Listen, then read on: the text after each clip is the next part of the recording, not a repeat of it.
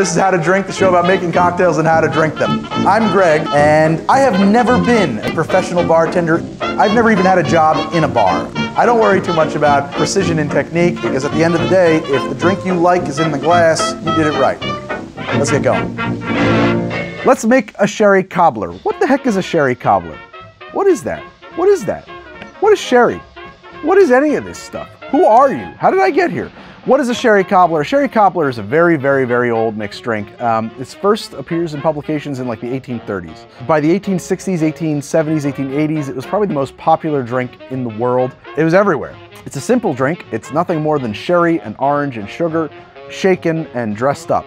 Why is it called a cobbler? Well, Wondrich says it's because in the 1830s, when this drink was invented, or when you first start seeing it show up, the ice trade first appears. And so prior to that, you know, drinks were room temperature or hot drinks. You know, it was flip, which was heated on an iron, or a room temperature cocktail. Ice starts becoming major industry. You can get ice anywhere all of a sudden. And how does that work? How is ice an industry? Well, you know, prior to refrigeration, ice would be harvested in the winters in New England, cut into blocks, stored in insulated ice houses, and shipped around the world. So they have ice, they make the cobbler. What makes it a cobbler? It's a drink made and served on crushed ice. David Wondrich thinks that it's called a cobbler because of the little cobbles of ice that it's served over. I think he's probably right. I really like sherry. I like the flavor of sherry. If you've never drank sherry, you may be surprised by it. It's a nutty, earthy flavor. No, it's mostly nutty. I wouldn't call it earthy. It is a nutty flavor. And I really like cocktails with sherry in it. Like a fog cutter is fantastic. Any cocktail with a sherry in it, I'm probably gonna like it. I really love a Sherry Cobbler. Fans of the show may be Scotch drinkers. And if you are, you should know that Scotch is aged in old sherry casks traditionally. And I find that in certain Scotches, particularly like a Highland Scotch, the sherry notes are so strong that I find that the sherry kind of dominates the Scotch for me. I'm more of a Speyside guy, but nonetheless, let's just make this thing, okay? We're gonna start by slicing an orange. I'm gonna take my small shaker. I'm gonna put my 1, 2, these are a little small, so I'm gonna do 4 wedges of orange. I'm gonna add a ½ ounce of gum syrup to that. You can use a simple syrup. I happen to have a gum syrup, which I like for this drink. And I'm gonna add 4 ounces of my sherry, which in this case is Madeira. And that's 4. It's very fragrant. Already it's kind of hitting my nose, and it smells really wonderful. I have a glass I want to serve this in, kind of a sherry glass. I've already got that set up chilled and filled with crushed ice. In my shaker, I'm going to drop 1 whole cube, and I'm going to crack 1. And we're going to take this whole thing and we're going to shake it. And we got those oranges in there, so we want to shake this really violently because we're not muddling them. We're going to let the ice do the work for us.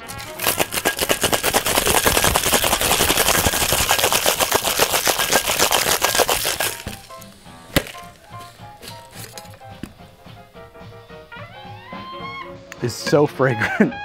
It's a really powerful orange, nutty smell that you get from the combination of sherry and orange. One of the features of the drink, because when you think about it, it's very simple, it's sherry, sugar, and orange, was its garnish. It wasn't really a cobbler until you garnished the hell out of it.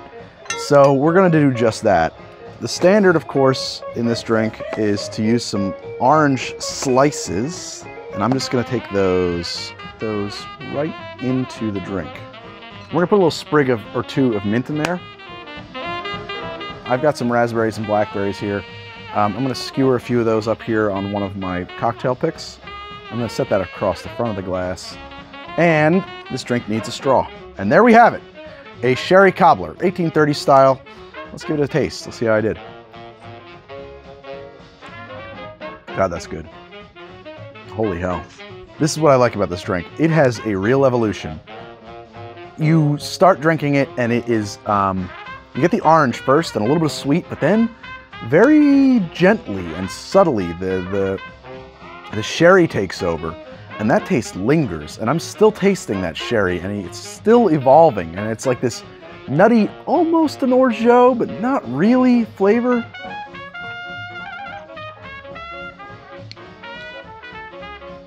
Oh my God, that is just delightful.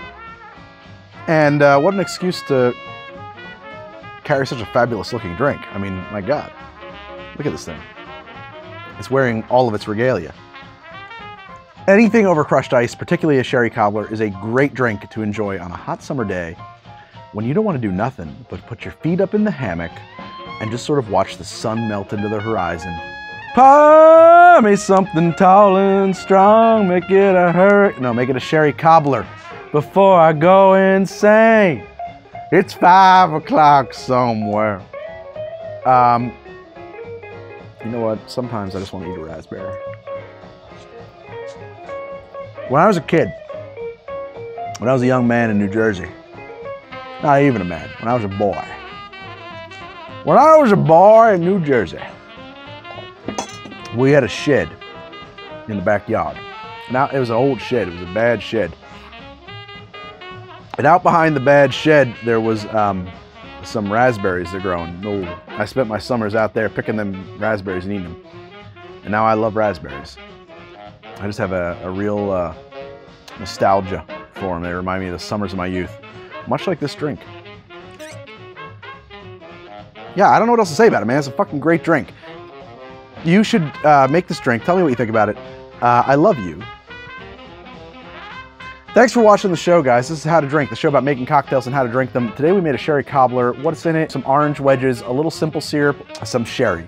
I like a Madeira. You could use another sherry. You're gonna get a different result with a different sherry, and they're all gonna be pretty enjoyable. If you like what you see, I hope you'll subscribe. I'm gonna see you guys next week with another cocktail.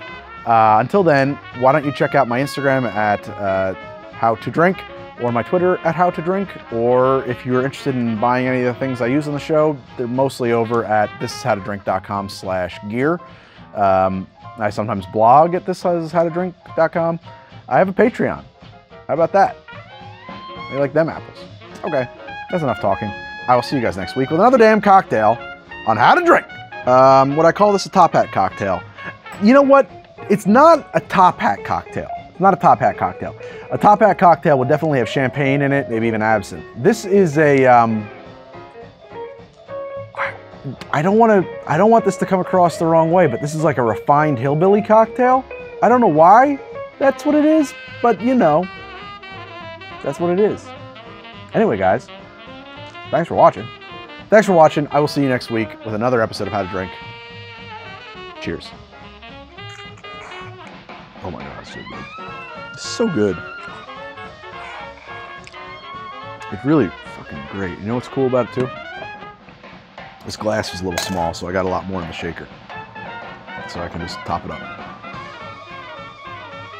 Oh, sneaky shaker boy.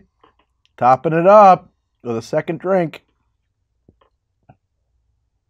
Sneaky. See y'all next week now. Bye-bye.